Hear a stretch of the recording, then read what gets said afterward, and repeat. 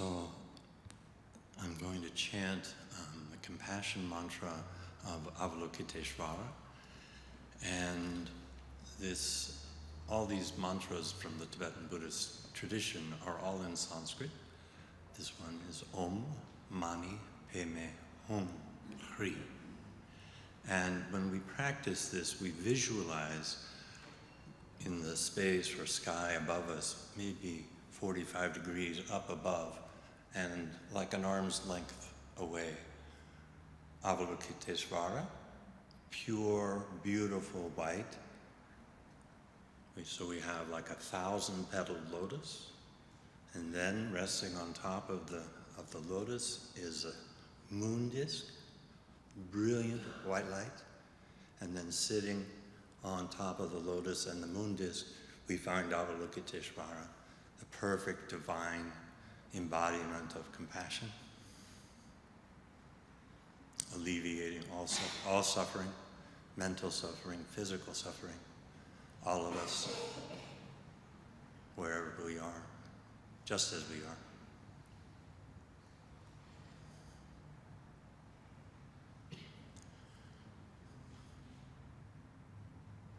Oh, and when I'm done, please just rest. Rest in stillness. Don't clap. Okay. Thank you.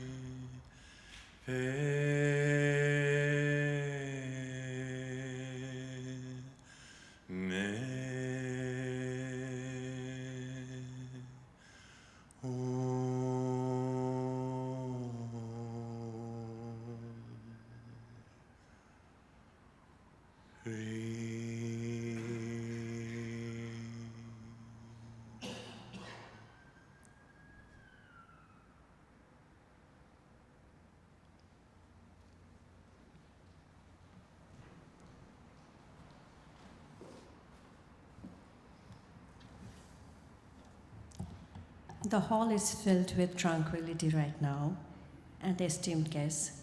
It is my honor to introduce Mark Henderson, a senior instructor at the Nyingma Institute in Berkeley, the oldest Tibetan Buddhist educational center in the United States. As part of the Nyingma Mandala, Mark Henderson is dedicated to preserving and transmitting Tibet's ancient heritage. Mark became a Buddhist in 1975 under the guidance of Tarthang Tulku Rinpoche and has been teaching Buddhist studies, classical Tibetan language, and Tibetan yoga since 1995. At the Nyingma Institute, he offers a range of courses, workshops, and retreats focused on mindfulness and dharma practice. In addition to his teaching, Mark is an accomplished translator of traditional Tibetan Buddhist texts and serves as a project manager for the Nyingma Mandala. His work includes overseeing sacred art projects such as the creation of over 100,000 handheld prayer wheels. Through his efforts, Mark embodies the Institute's mission to share the healing wisdom of the Nyingma tradition and illuminate a path to inner freedom. Esteemed guests, please welcome Mark Henderson to the podium.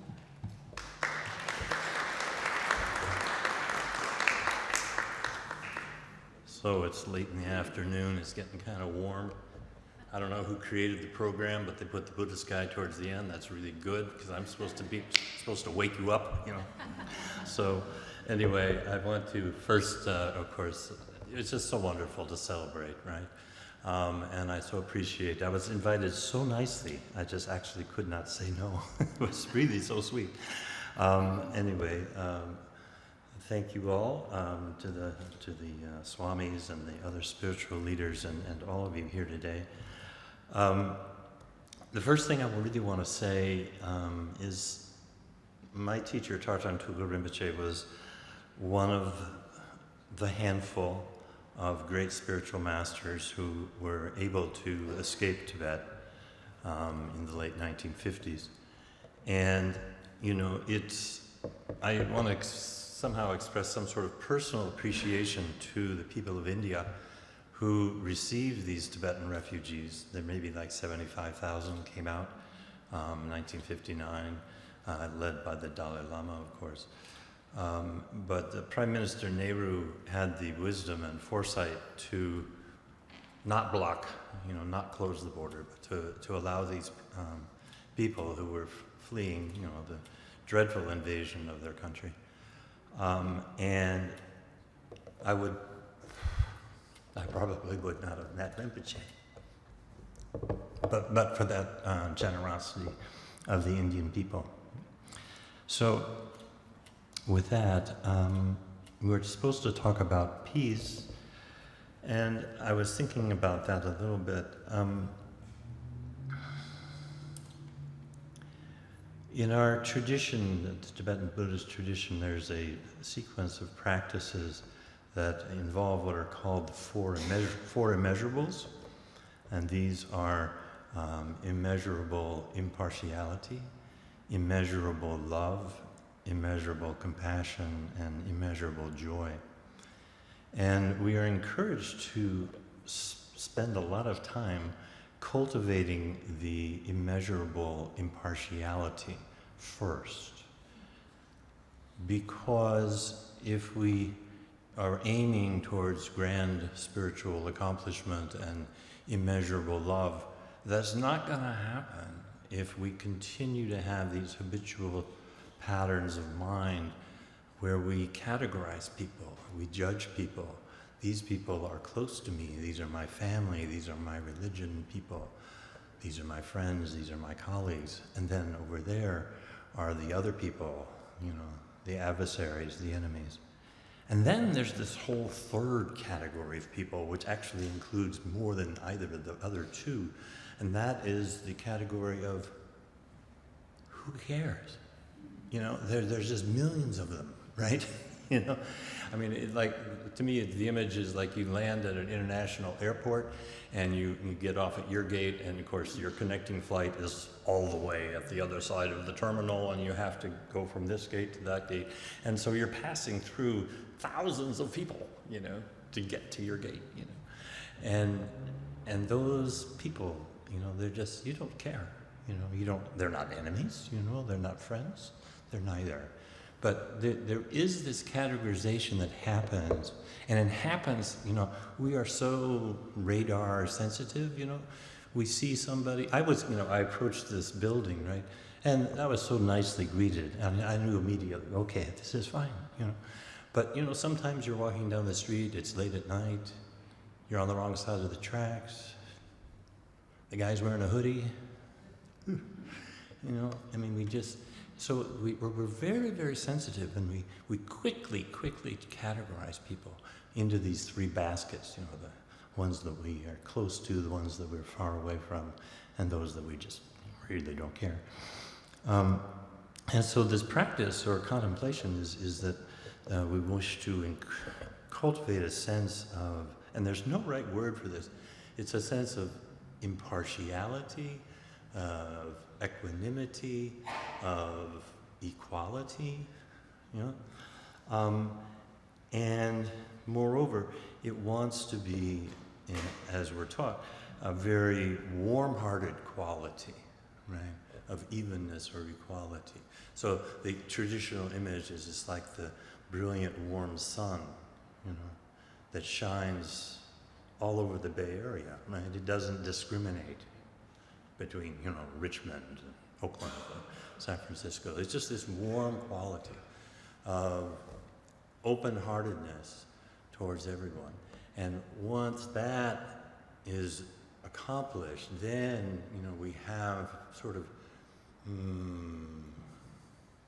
purified or cleared the field, and then we can plant the seeds of the other ones, of the love and the joy and the compassion and so forth.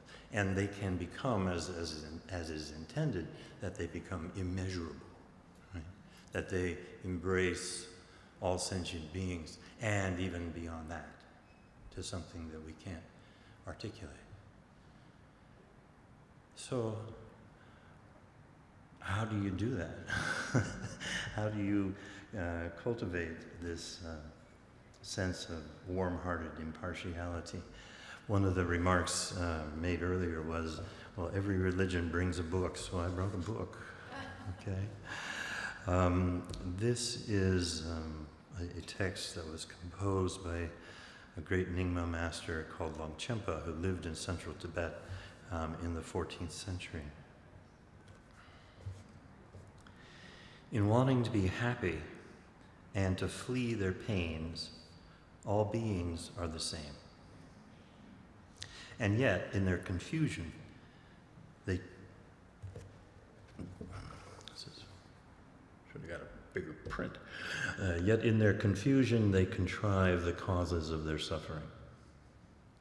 Alas, may all afflictions of unhappy beings and all of their evil tendencies subside.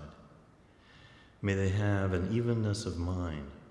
May all embodied beings, tormented by strong craving and aversion, be freed from hatred and desire, and have minds for which the near and far are equalized.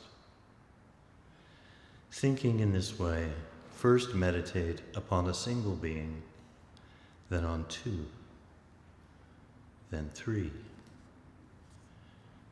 Beginning with the beings of one region, proceed then to one continent, and then all four continents. Then meditate on the entire universe, increasing it 1,000 times. Then multiply it again a second 1,000 times, and then a third. The sign of your success will be that self and other, friend and foe are equalized. In conclusion, think that all the objects of this impartial attitude, devoid of clinging, all are but the mind, and that the nature of mind is similar to space. Then, with the mind completely free of concepts, rest within the ultimate condition, open, unborn.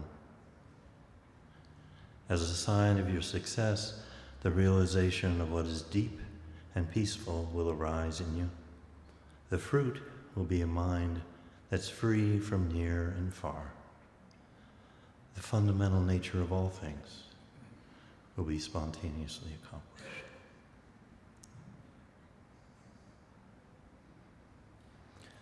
When thus your mind is even with regard to all, then, just as you would wish that your own mother meet with happiness, think the same for all embodied beings.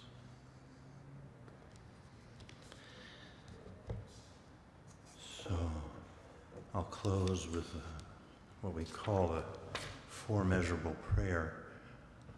May all beings be happy, and may they have the causes of happiness.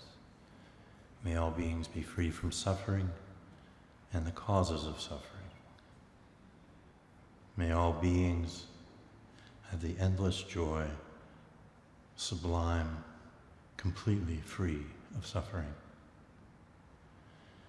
May all beings abide in peaceful equanimity, free from attachment and aversion.